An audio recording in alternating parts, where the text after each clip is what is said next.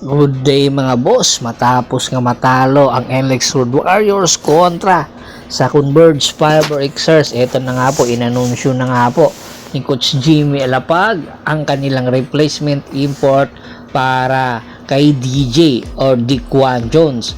At ito nga po, hinahanap po talaga ni Coach Jimmy Alapag yung kilala niya pong player para nang sa ganon ay hindi po problema po sila.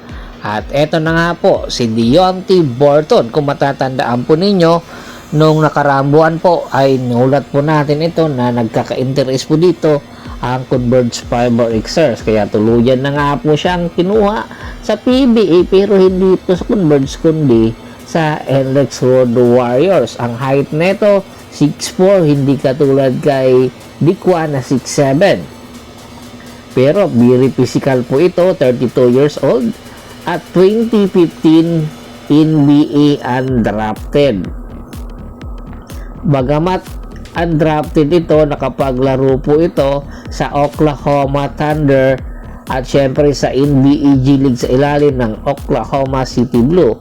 At alam nyo ba, naglaro po din ito sa Stockton Kings at sa Sacramento Kings. Doon sa Stockton Kings, 2 taon siya naglaro doon na kung saan ang kanyang coach ay si Jimmy Alapag. Kaya hindi po katakataka na kung bakit si Jimmy Alapag ang pinili po nila ay itong si Deontay Burton.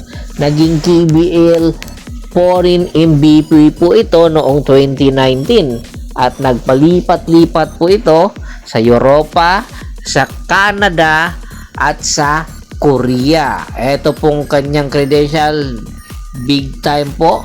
At po pwede po pangtapat sa kahit na anong import ngayon sa PBA. Alam naman po natin na ang PBA ay magbibreak or magpapahinga ng halos 2 buwan paghahanda po sa FIBA at sa Asian Games. Kaya inaasahan na itong si Deontay Burton ay merong tsansa na makilala ang kanyang mga teammate at kung gaano kalakas ang NLEX Road Warriors ngayon. Hindi po inaasahan na rebounding po ang kanyang ipupuno dahil 6'4" po siya. So posible po ito po yung magiging go-to guy nitong NLEX Road Warriors. At the same time po pwede po na makatulong pagdating sa assisting ability, shot blocking ability at syempre yung kanyang attacking ability. Dito magtatandem po sila ni Robert Bolick Jr. para makapasok sa susunod na round at hoping na pumasok din po sa finals. Ito na nga po mga idol. Narami na po ang naghahanap kay Justin Brownlee dahil nga sa pagkatalo ng Ginebra kontra sa Meralco Bolts. Hinahanap na ano na ang mangyayari. Panahon na nga ba napalitan na ng Barangay Ginebra si Riley Grigsby at ibalik na po si Justin Brownlee. Tandaan po ninyo, wala po sa lineup ng Asian Games si Justin Brownlee. Isa lang po ang rason dito, kung sakali nga po magbalik ito sa parating na October ay hindi pa ito 100%. Hindi po natin alam kung gaano kalala ang kanyang injury. Kaya inaasahan po kung sakaling ang makausap ito ni Tim Cone at mag-go signal na 100% na itong si Justin Brownlee ay hindi na talaga magtatagal pa si Riley Grigsby sa Ginebra at sa PBA. Hoping po ang mga fans na magdesisyon ng maganda or mas madali itong si Justin Brownlee, pero marami din po ang nagsasabi baka naman pag nagdesisyon na pabalikin, alam naman natin nagkakaedad na si Justin Brownlee, baka lumala pa ang kanyang injury. Pwede naman daw maghanap itong si Tim Cone ng ibang additional or other option na import, yung kilala na po at nakapaglaro na sa PBA para nang sa ganon hindi na po pwersa yung injury ni Justin Brownlee. Tandaan po natin na hindi na po bumabata ito.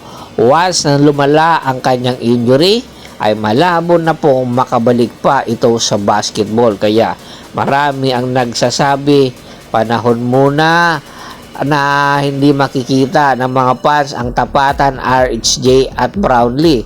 Alam natin na ito ang plano ng tropang Giga. Pagkatapos ng break ay paglalaruin na si Rondy Hollis Jefferson sa tropang Giga dahil si Ralier Jefferson ay backup lamang ito habang naghahanda pa na maging 100% si Rondy Hollis Jefferson.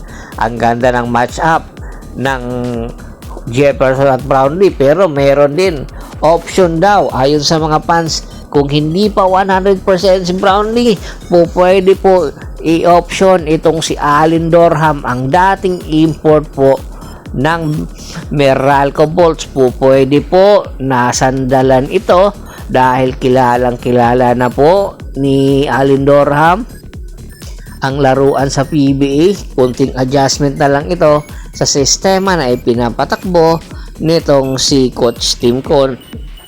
Tiyak mas lalong lalalim at lalakas itong Barangay Ginebra kung sakaling ito yung pipiliin nila, si Allen Durham. Tingin nyo, matutuloy ba kaya ito? Komento na sa baba ng video at pag-usapan po natin yan. Once again, this is Percival Monteron at your service.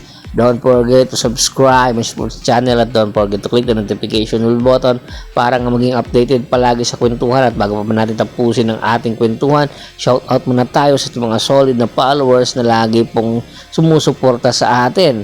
Kay Sir Alex Malyari, Ronel Salvador, Ricky Lanza ng Ricky Rider TV ng Tansa Cavite, Anthony Laquialon at sa Laquialon Family, Domingo Obuob, Scott Ranger. Pakibisita na rin po ng Facebook fanpage ko na Press PH Triple Goso at Bostor para po sa mga karagdagan sports balita hanggang sa muling kwentuhan. Maraming salamat po.